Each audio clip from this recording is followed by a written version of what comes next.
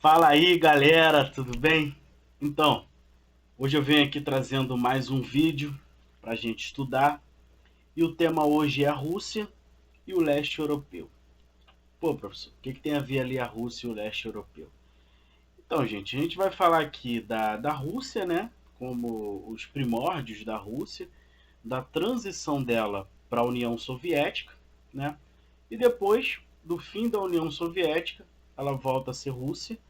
E os países ali do leste europeu que compuseram a antiga União Soviética, que era composta por 10 países europeus e 5 países da Ásia, tá? A Rússia, que hoje aí está sempre nas mídias circulando informações sobre ela, né? Que além de sido ter feito parte da antiga União Soviética, né? Já teve também um dos grandes impérios no passado, que era o Império da família Romanov, que foi destituído do poder lá graças à Revolução Russa, tá? E a Rússia hoje aí, que figura como uma das grandes produtoras de matéria-prima, como níquel, como ferro, diamante, petróleo, gás natural. A Rússia também ela possui um quarto das reservas de água doce do planeta, tá? Se configura também como uma das maiores indústrias bélicas do mundo, junto aí com os Estados Unidos e a China, tá? E que nos últimos anos aí vem aumentando cada vez mais a sua produção de carne suína, passando, né, que antes era uma das grandes compradoras do Brasil de carne suína, passando agora, se tornando aos poucos, uma das grandes produtoras também de carne suína mundialmente. Tá? Então vamos lá falar um pouquinho da Rússia. Então, gente, vamos começar aqui a falar dos aspectos físicos da Rússia. Tá? Então, assim, já abordei aqui em outro vídeo, em outro momento, que a Rússia ela está situada na Eurásia. O que é a Eurásia? A Rússia ela tem grande parte do seu território no continente asiático e uma outra parte menor, não sendo tão menor assim, né, não sendo de menos importância dentro da Europa. Inclusive a capital da Rússia, Moscou, fica na Europa. Tá? E ali, pegando a Rússia, né, o que separa a Rússia da parte asiática são os Montes Urais e o Rio Ural. Tá? Como eu falei aqui no segundo tópico aqui, a capital da Rússia é Moscou, que fica na parte europeia. Tá?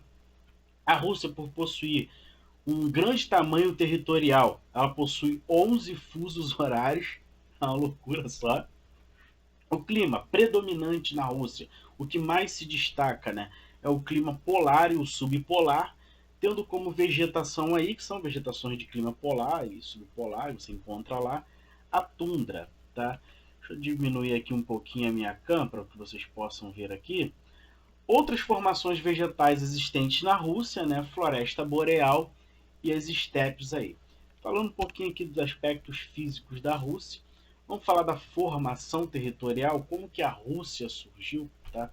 Acredite-se aí que as terras pertencentes hoje lá, o que se denomina a Rússia, tá? Em sua pré-história foram ocupadas por vários povos vindos do norte, do sul e do leste há cerca de 40 mil anos aí. Entre os anos 200 a.C.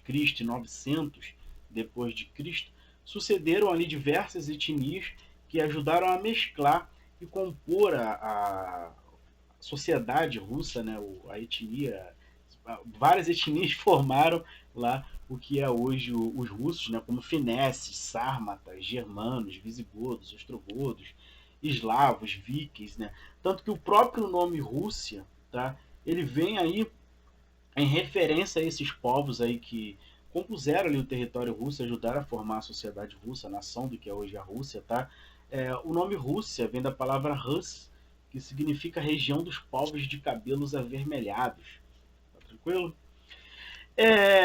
Agora vamos falar um pouquinho aqui, né, de como que a Rússia sai da monarquia e vem se configurar aí União Soviética, tá? Então, gente, teve uma série de coisas ali, de acontecimentos que sucederam a Rússia vir a se tornar a União Soviética, tá? E um desses acontecimentos foi a Primeira Guerra Mundial, tá? A Rússia ali tinha uma população, né? Era um país predominantemente agrário. As indústrias que tinham na Rússia eram poucas e se concentravam em algumas pequenas regiões, algumas cidades lá na Rússia, não era todo, né?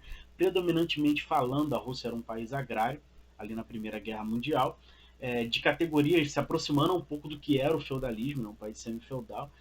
A Rússia ela vai ter grandes baixas na Primeira Guerra Mundial, tá?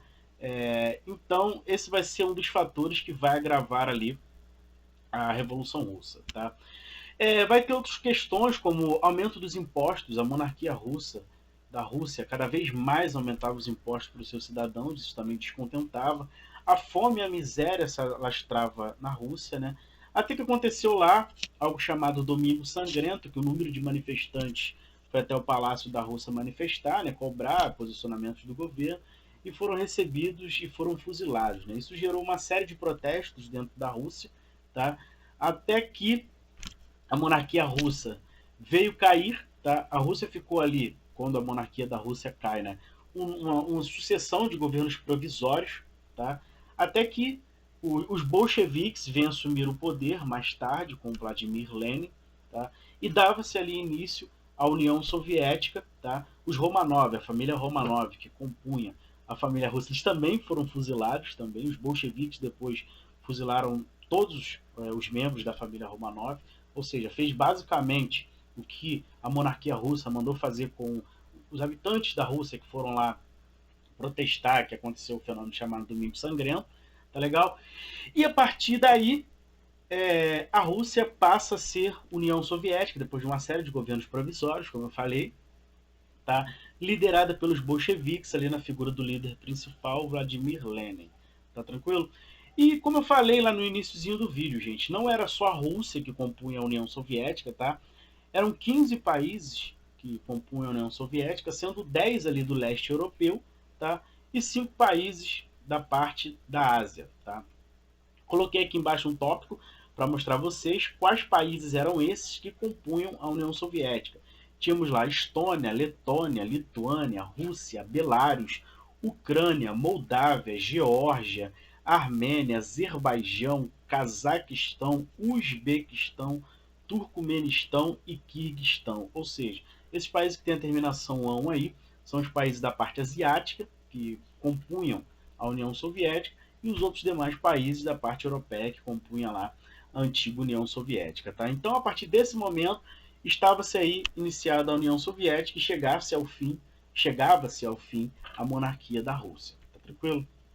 Gente, então, a União Soviética ficou ali vamos falar aí, botando aí, pegando os governos provisórios e tudo mais, né, de transição, vamos botar aí de 1917, né, que foi o ano da Revolução Russa, até 1991, que é quando a União Soviética decreta fim das suas atividades ali, por uma série de acontecimentos que vai rolar também dentro dela, tá? Esses primeiros sinais de enfraquecimento da União Soviética, eles vão começar a aparecer na década de 70, tá? Aonde ali começa a aparecer os primeiros indícios de corrupção e de enfraquecimento econômico dentro da União Soviética, tá tranquilo? Em 1985, esses séries de acontecimentos que começa lá atrás, em 70, vai estourar na mão do secretário do Partido Comunista da União Soviética, o Mikhail Gorbachev, tá? Onde ele tenta lá conter não só o ânimo, né, dos manifestantes que pediam cada vez mais por democracia e transparência dentro da União Soviética, mas ele tenta reestruturar economicamente a União Soviética também e tentar ali dar um gás aos países que compunham a antiga União Soviética, tá? E o Mikhail Gorbachev ele vem criar aí 2 programas de governo. Um é chamado Perestroika, tá? E o outro é a Glasnost. O que quer dizer cada um aí? A Perestroika ela tinha como objetivo reestruturar e organizar a economia da União Soviética, tá? Já a Glasnost ela tinha como objetivo dar mais transparência, né? Porque, como eu falei lá, na década de 70 começa a aparecer alguns casos de corrupção na antiga União Soviética, tá? E também o povo ele reclamava muito que sempre quando tinha uma manifestação na União Soviética, o governo soviético respondia cada vez mais colocando a polícia, as forças armadas, e o povo também queria com que algumas questões, né, voltadas à democracia começassem a ser respeitadas dentro da antiga União Soviética. Então, o Mikhail Gorbachev, ele cria esses dois planos de governo numa tentativa aí de dar uma sobrevida, de dar um ânimo um pouco por mais de um tempo aí, né, para que a União Soviética não fosse ao fim, tá? Mas esses programas de governo criados pelo Mikhail Gorbachev não acabam tendo muito sucesso, tá? Outras nações começam a sair da União Soviética, tá? Até que em 1989 os problemas financeiros da União Soviética vão se intensificar cada vez mais, tá? E a União Soviética, né, retira suas tropas lá de Berlim, da Alemanha, tá? E é nesse momento lá que começa a queda do Muro de Berlim, ou seja, não tinha mais por que a Alemanha ficar dividida em oriental e ocidental, sendo que a União Soviética saía de sua parte da Alemanha, que era a parte oriental, e assim, muitos países, principalmente Estados Unidos, a Inglaterra e a França, comemora, né, essa saída da União Soviética da Alemanha como se fosse a grande vitória do capitalismo perante o socialismo, lembrando que isso daí tudo vai acontecer no contexto de Guerra Fria, tá? E não bastando a saída da União Soviética da Alemanha Oriental, tá? Em 8 de dezembro de 1991, tá? É assinado ali pelas repúblicas que ainda compunham a antiga União Soviética, tá?